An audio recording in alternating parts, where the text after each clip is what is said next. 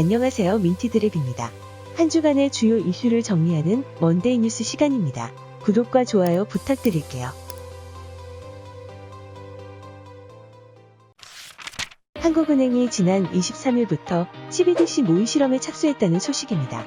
모의 실험은 내년 6월 완료될 예정으로 그라운드엑스와 카카오뱅크, 카카오페이와 삼성전자, 삼성 SDS 자회사 등이 참여하고 있습니다. 이러한 중앙은행 디지털 화폐 연구의 본격화와 핀테크, 빅테크 기업들의 급성장으로 인해 올해가 디지털 금융시대로 가는 전환점이 될 것이라는 분석이 나오고 있는데요.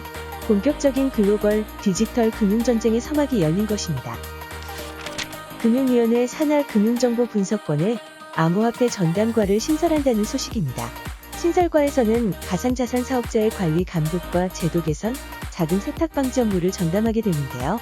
금융위 관계자는 이번에 보강된 조직과 인력을 활용하여 가상자산 사업자에 대한 관리 감독을 차질 없이 수행하고 자금 세탁 행위를 방지하는 등 건전한 가상자산 거래 질서를 확립하고 투명성을 제고해 나갈 계획이라고 밝혔습니다. 파월 연준 의장이 잭슨홀 미팅에서 테이퍼링을 발표하지 않을 것이라는 소식입니다. 미국 투자은행 골드만삭스의 전문가들은 11월쯤에 테이퍼링을 공식 발표할 것이라고 예견하고 있는데요. 아직은 경기 회복이 충분하지 않은 점과 긴축 발작을 우려하고 있는 것으로 보여집니다.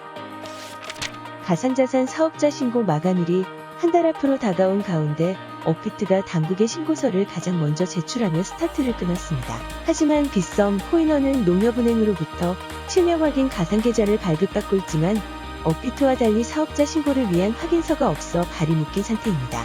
거래소 관계자는 농협은행 쪽에선 제한이라고 말하긴 하지만 단순히 제한이라면 왜 지금까지 확인서를 써주지 않겠느냐며 사실상 코인 입출금 중단이 의무 조항이자 향후 사업자 신고를 위한 필수 조항이 됐다는 의견입니다.